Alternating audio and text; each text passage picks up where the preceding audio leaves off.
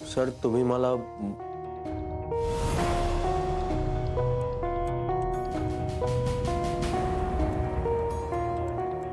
Mister Jairam Khanolkar कशी झाली आहेत कामं?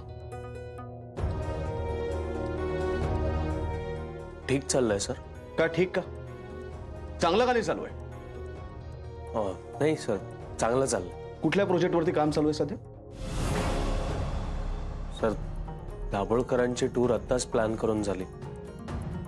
पुढच्या काही दिवसात त्यांची टूर जाईल. शिवाय इतर काही क्लायंटशी पण मीटिंग चालू आहे. वेळ कमी पडत असेल ना तुम्हाला? मी काय विचारतो मिस्टर जयराम खानोलकर, तुम्हाला तुमची इतर कामं करायला तुम्हाला वेळ कमी पडत असेल ना? खूप कामं असतील तुमची राहिलेली. काय चालवलं तुम्ही? सांगा ना, काय चालवलं तुम्ही? ही कंपनी तुम्हाला पगार देते, मी तुम्हाला पगार देतो, आणि तुम्ही कंपनीचं काम सोडून तुमचं स्वतःचं काम करताय. तुमची कंपनी सुरू करताय, आणि ते पण या कंपनीच्या क्लायंट सोबत बिझनेस करायची स्वप्न बघताय. ही कंपनी तुम्हाला फॅसिलिटीज देते, तुम्हाला रिस्पेक्ट देते, कारण ही कंपनी तुमच्यावर विश्वास ठेवते, आणि तुम्ही कंपनीपासून लपून स्वतःची कामं करताय. बिझनेसमॅन होण्याची स्वप्न बघताय. सर कुठलंही स्पष्टीकरण नकोय मला. मिस्टर दाभोळकरांनी फोन करून मला सगळं काही सांगितलंय. मला सांगा, कंपनीने तुम्हाला तुमचं टॅलेंट दाखवण्याची संधी दिली नाही? दिली का नाही? तुमच्यावर विश्वासाने जबाबदारी टाकली नाही, पण तुम्ही मात्र कंपनीला फसवायचा प्रयत्न केला. सर सर मी आऊला मध्ये घ्यायचं नाही.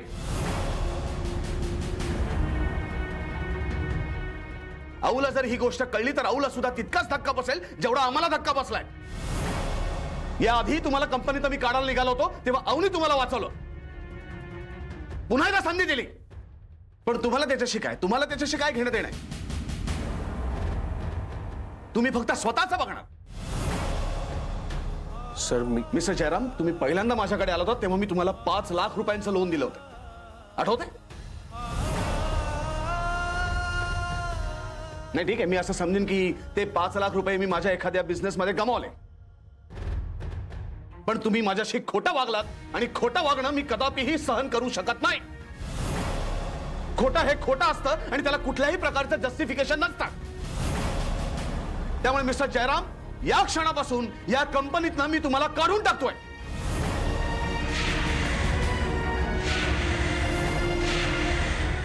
मला आजच्या आज मेल करून तुमचा राजीनामा हवाय. Is that clear? Now get out.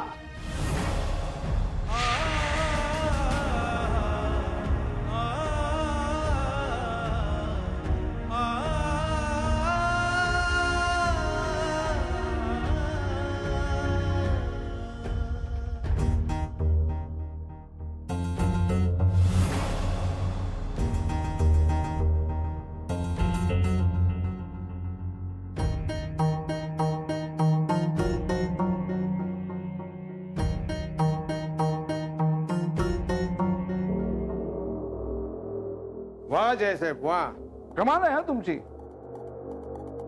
नाही म्हणजे ऑफिसच्या वेळेत गप्पा मारणं, ऑफिसमध्ये कॉम्प्युटरचा क्लास सुरू करणं, हे सगळं ठीक आहे हो, पण ऑफिसच्या नावाखाली स्वतःचा बिझनेस करणं शोभतं का तुम्हाला? आणि बिझनेस कोणासोबत? तर दाभोळकर साहेबांसोबत.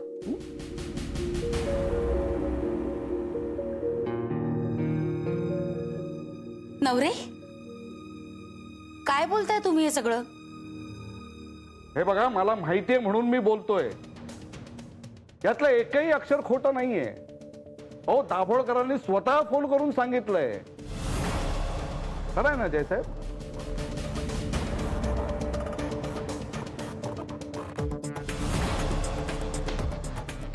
जयसाहेब, अहो कशाला बिझनेसमॅन होण्याचं स्वप्न बघताय? हा, पगार घेताय ना, मग नोकरी करायची. काय जयसाहेब, नशिबात असताना तेवढंच मिळतं, नाहीतर मग हे असं गमवावं लागतं. नोकरीवरून काढून टाकलं ना सरांनी तुम्हाला? हा,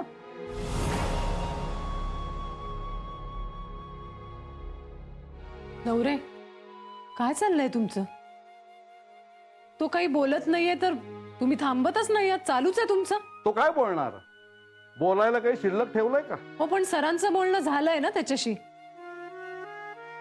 मग तुमचा काहीच संबंध नाहीये, काही अधिकारही नाहीये तुम्हाला त्याला बोलण्याचा.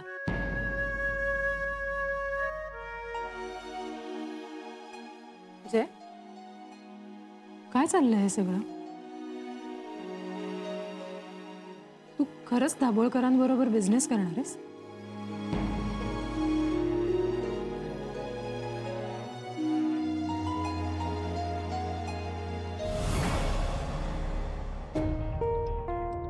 म्हणजे हो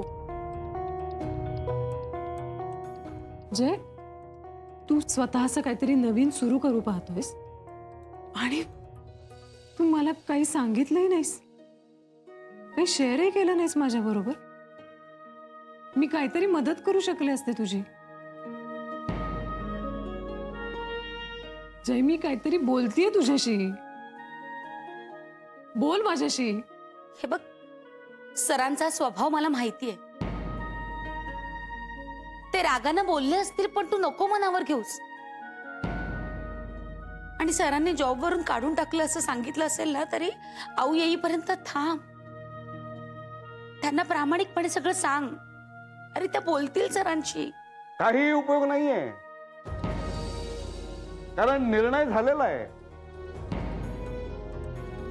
आणि मला नाही वाटत की एवढी मोठी चूक वहिनी साहेब सुद्धा माफ करतील. त्यांना हा असला खोटारडेपणा सहनच होणार नाही. नवरे, तुम्हाला काय माहितीये जय खोटं बोलला ते? म्हणजे मग सर उगाच भडकलेत का? सरांचं काही चुकतंय असं तुम्हाला म्हणायचंय का? नाही नाही, ते चुकतायत असं मी म्हणत नाहीये, पण त्यांचा गैरसमज होऊ शकतो ना. आणि तसंही आपल्या ऑफिसमध्ये बरेच जण खोटं बोलतात, पण ते सरांपर्यंत जात नाही. काय नवरे सर, बरोबर ना? वा चांगले. आता तुला तुझी कामं समजावून द्यायची का?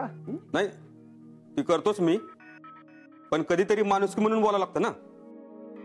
मला नाही वाटत जय सर खोटं बोलतील म्हणून. मग जा ना, साहेबांकडे जा, त्यांना सांग सगळं. आणि जाताना तुझा राजीनामा पण घेऊन जा. जय, पण मला वाटतं तुझं सरांना आधीच कल्पना दिली असती तर असं काही झालंच नसतं. अरे पण तो बाहेर काहीही करेल ना, इथल्या ऑफिस मधल्या कामावर त्याचा काही परिणाम होतोय का? पण दाभोळकर आपले क्लायंट आहेत ना.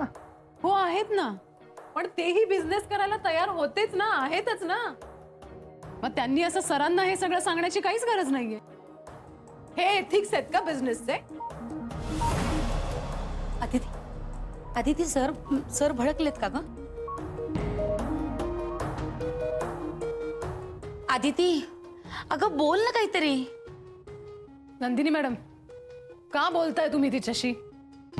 काही अर्थ आहे का तिच्याशी बोलण्यात? ती लक्ष तरी देते का तुमच्याकडे? थांब, तिला काय? जय नोकरी सोडून जाणार म्हणजे तिच्यासाठी आनंदाचीच गोष्ट आहे ना. आजपर्यंत प्रत्येक कामाचं क्रेडिट घेतलं जयनी केलेल्या.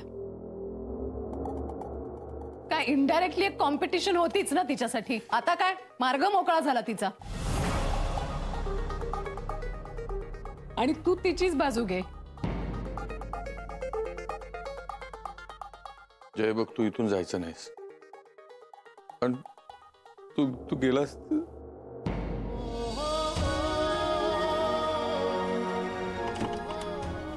जय, असं काहीही होणार नाही.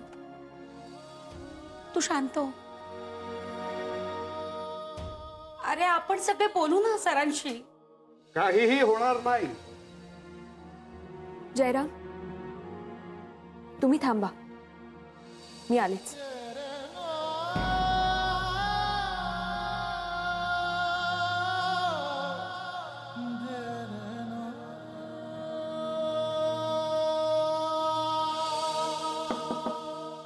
May I come in, sir? Yes, please come in.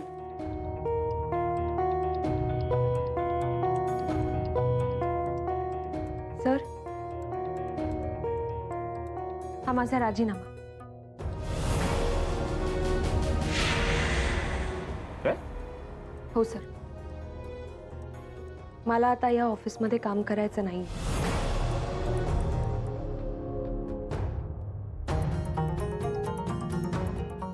Miss Dabholkar, मला कळेल हा निर्णय तुम्ही का घेतला? सर, कारण मला तुमचा निर्णय पटला नाही. म्हणजे मिस्टर जयरामनी जे केलंय ते योग्य आहे असं तुम्हाला म्हणायचंय? सर, त्यांनी असं का केलं हे महत्वाचं नाहीये का? आणि त्याहून ते ऐकून घेणं जास्त महत्वाचं आहे. सर, तुम्ही आमचे बॉस आहात. आम्हाला तुमच्याबद्दल खूप रिस्पेक्ट आहे. तुम्ही आम्हाला जे करायला सांगता ते आम्ही केलं पाहिजे हेही मला मान्य आहे. पण सर, एक चांगला बॉस त्याच्या एम्प्लॉईचं ऐकूनही घेतो. मला खरंच असं वाटलं होतं तुम्ही इतरांपेक्षा खूप वेगळे आहात, पण तसं नाहीये. व्हॉट डू यू मीन? काय म्हणायचं तुम्हाला? जो बॉस दुसऱ्या कोणाच्या तरी सांगण्यावरून आपल्या एम्प्लॉईला बाजू मांडण्याची संधी न देता कामावरून काढून टाकतो, अशा बॉस बरोबर मला काम करायचं नाहीये. मिस दाभोळकर,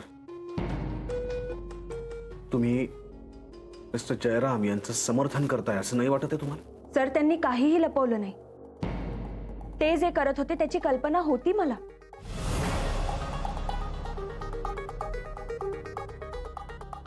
एक टीम लीडर म्हणून. आणि हो सर, जयराम जरी स्वतःचं काम करत असले तरी इथल्या कामाचा एक सेकंदही वेळ त्यांनी स्वतःच्या कामासाठी कधीच दिला नाही. कायम चांगला परफॉर्मन्स दिला. सर, मला माहिती आहे तुम्ही त्यांना संधी दिली, पण प्रत्येक संधीचं त्यांनी सोनं केलं. आपल्या कंपनीचे जुने क्लायंट्स त्यांनी परत आणले. सर, तुम्ही त्यांना आजपर्यंत खूप जबाबदाऱ्या दिल्या, अगदी विश्वासाने, आणि त्यांनी तुमचा विश्वास कायम ठेवत प्रत्येक जबाबदारी पार पाडली. इथल्या प्रत्येक स्टाफला आणि मला सुद्धा सगळ्यात जास्त जर कोणाची मदत झाली असेल तर ती आहे जयरामची. मग त्या प्रोजेक्टमध्ये ते इन्व्हॉल्व असो किंवा नसो, त्यांनी वेळ कधीच बघितली नाही. इथल्या वेळेचा किंवा इथल्या सोयींचा त्यांनी स्वतःच्या पर्सनल कामासाठी कधीच वापर केला नाही. सर, त्यांनी कोणालाही अंधारात ठेवलं नाही, कोणापासून काहीही लपवलं नाही. या सगळ्याची कल्पना एक टीम लीडर म्हणून मला कायम होती, आणि मलाच नाही तर आऊंना सुद्धा होती.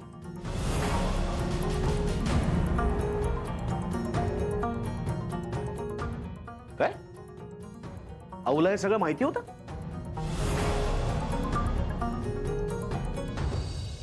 हे बघ जय, तू कुठेही जाणार नाहीयेस. अरे आधी ती गेली ना आतमध्ये सरांशी बोलायला. प्रकरण अजून चिघळलं नाही म्हणजे मिळवलं. रजनी, कधीतरी तिच्यावर विश्वास ठेव. अमित, तिला जर बोलायचं असतं तर आत असतानाच बोलली असती ना ती. अरे पण रजनी, आता ती आतमध्ये गेली आहे ना, मग कशाला वाद घालताय या विषयावर? जय, थांब थोडा वेळ, धीर धर, होईल काहीतरी. काय झालं? तुम्ही सगळे असे का उभे आहात? अहो, बरं झालं तुम्ही आलात. तुम्ही जरा सरांशी बोलून बघा ना, खूप मोठा प्रॉब्लेम झालाय. प्रॉब्लेम काय झालं? आऊ, अविनाश सरांनी जयला कामावरून काढून टाकले. काय? हो, कुणालाही न सांगता तो स्वतःचा बिझनेस करत होता. सरांना कळलं आणि ते भडकले. आऊ, आऊ प्लीज काहीतरी करा. बघा ना त्याच्याकडे, तो काहीच बोलत नाहीये. स्वतःचं सामान आवरलंय आणि निघालाय तो. आऊ प्लीज. जय, मी आलेच. नाही, मला नाही वाटत आऊला हे सगळं माहिती असेल. हो, मला हे सगळं माहित होतं.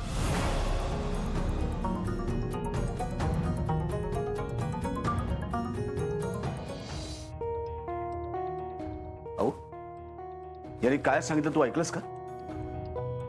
जयची दाभोळकरांबरोबर मीटिंग होती हे तुला माहिती होतं? बिझनेस मीटिंग होती हे मला माहित होतं, पण ती दाभोळकरांची होती हे माहित नव्हतं. दाभोळकरांचा आता फोन आला होता मला. त्यांनी सगळं सांगितलं मला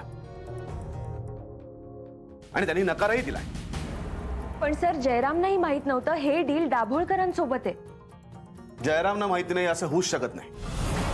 अरे नसेल माहित कदाचित. जो मुलगा कंपनी बाहेर काम करतोय त्याच्यासाठी परवानगी घ्यायला येतो, एवढ्या जबाबदारीने वागतो, तो अशी मोठी गोष्ट का लपवून ठेवेल? माझ्यापासून त्यांनी हे सगळं लपवलंच ना. अरे नाही लपवलं त्यांनी, तो तुला सांगणारच होता. मीच त्याला म्हंटल की तुझं सगळं फायनल झालं की मग अविनाशला सांग. आणि मला असं वाटलं होतं की तू खुश होशील. तू स्वतःच्या जिद्दीवर एवढं यश मिळवलंस, तसाच प्रयत्न तुझा एक एम्प्लॉई करतो याचा आनंद होईल, तुला अभिमान वाटेल असं वाटलं मला. आऊ, सरांनी निर्णय घेतलाय. सॉरी, पण मला या ऑफिसमध्ये काम करायचं नाहीये.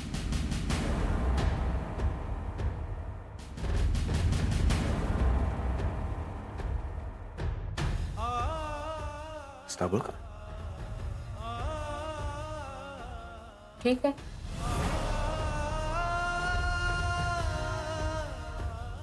तुझा हाच निर्णय असेल तर मी नाही तुला अडवणार.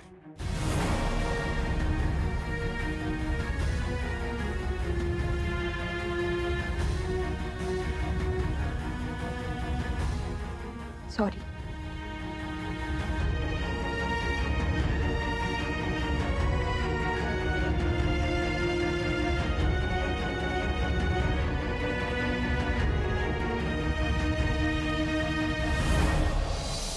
जय, तू असा तडकाफडकी निर्णय घेऊ नकोस. अरे आता आऊ आल्यात ना, त्या बोलतील सरांची. हा हो जय, आईसाहेब जोपर्यंत काही सांगत नाही तोपर्यंत प्लीज कुठेही जाऊ नकोस. अदिती, काय म्हणाले सर? अगं बोल ना. काय झालं आदिती? सारेंनी जयला थांबायला सांगितलंय ना, मग सांग ना तसं. जय नाही जयराम, तुमच्या बरोबर मी सुद्धा देवटूर सोडते.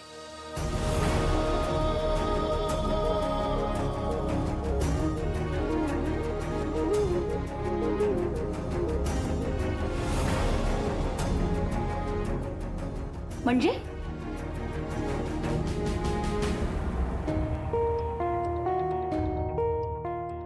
म्हणजे मी आत्ताच माझा राजीनामा देऊन आले. आदिती, अगं काय केलंस तू हे? तुला सरांशी आतमध्ये बोलायला सांगितलं होतं ना, मग हे काय करून आलीस? राजीनामा कशासाठी द्यायचा? कारण जयराम जो बिझनेस करणार होते त्याबद्दल त्यांनी मला सांगितलं होतं, आणि आऊंना सुद्धा. काय? आईसाहेबांना माहिती होतं? हो,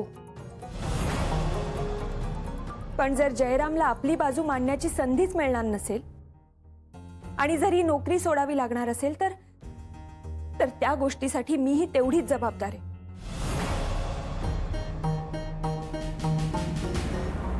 मला इथे काम करण्याचा काही अधिकार नाही.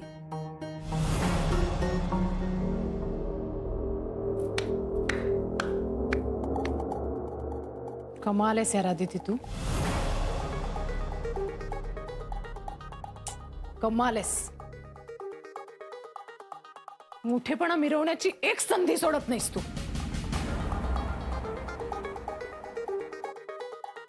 काय आता काय? एका मुलीनी आपल्या कलिगसाठी स्वतःच्या नोकरीवर पाणी सोडलं असं म्हणायला हवंय ना लोकांनी तुला? म्हणणार, सगळे म्हणणार. बघ बघ, लोकांच्या नजरेतला आदर बघ तुझ्याबद्दलचा.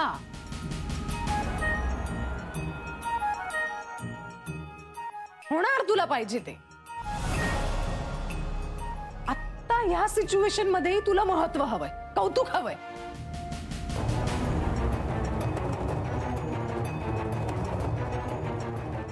जय,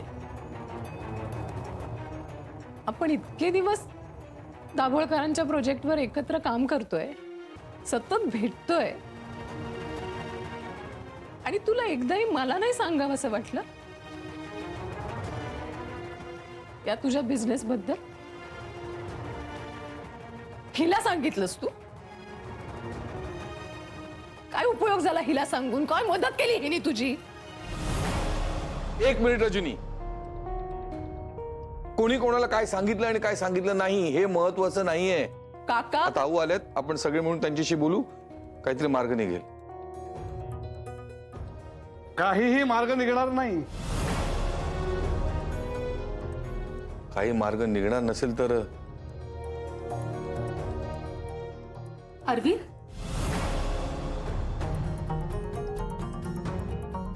जय, आदिती, तुम्ही दोघांनी कुठेही जायचं नाहीये.